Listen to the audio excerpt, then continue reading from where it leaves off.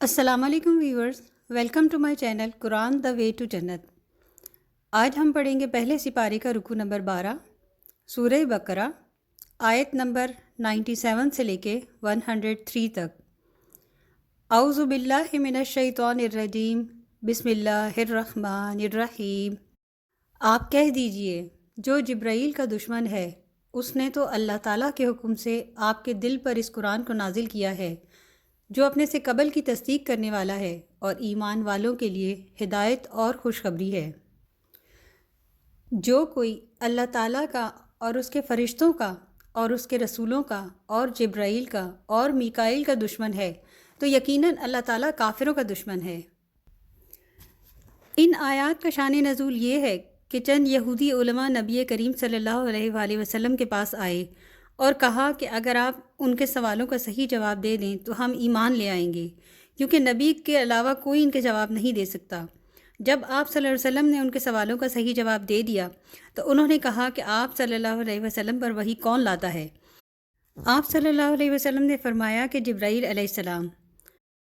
تو ان یہود نے کہا کہ جبرائیل تو ہمارا دشمن ہے۔ وہ کہنے لگے کہ یہی وہ فرشتہ ہے جو ہم پر عذاب لایا اور ہمارے دشمنوں کو ہم پر غالب کرتا رہا۔ اس وقت آپ صلی اللہ علیہ وآلہ وسلم نے یہ آیت پڑھی، یعنی جب جبرائیل نے ہی یہ قرآن اتارا ہے جو تمہاری کتاب تورات کی تصدیق کرتا ہے، تو پھر جبرائیل سے دشمنی رکھنے کے کیا معنی؟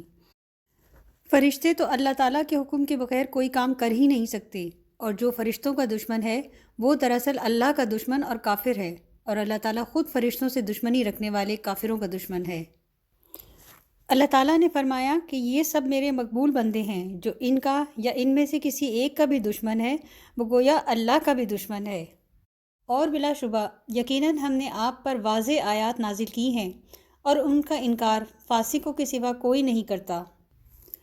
کیا ہمیشہ ایسا ہی نہیں ہوا کہ جب کبھی ان یہود نے کوئی عہد کیا تو انہی کے ایک گروہ نے اسے پس پش ڈال دیا، بلکہ حقیقت یہ ہے کہ ان میں سے اکثر اس پر ایمان ہی نہیں لاتے۔ اور جب بھی ان کے پاس اللہ کی طرف سے کوئی ایسا رسول آیا جو ان کے پاس موجود کتاب کی تصدیق بھی کرتا تھا، تو انہی اہل کتاب کے ایک گروہ نے اللہ کی کتاب کو یوں اپنے پس پش ڈال دیا جیسے وہ اسے جانتے ہی نہیں۔ ان آیات میں اللہ تعالیٰ فرماتے ہیں کہ تورات میں مذکور نشانیوں کے مطابق یہود نے نبی آخر الزماں صلی اللہ علیہ وآلہ وسلم کو پوری طرح پہچان تو لیا، مگر ایمان لانے سے انکار کرنے کے بعد انہوں نے اپنی کتاب کے ان حصوں کو یوں فراموش کر دیا جیسے وہ انہیں کبھی جانتے ہی نہ تھے۔ ویورز، میرے channel Quran the way to جنت کو لائک، سبسکرائب اور شیئر کیجیے تاکہ یہ آپ کے لیے بھی اجر کا باعث بن جائے۔ آمین۔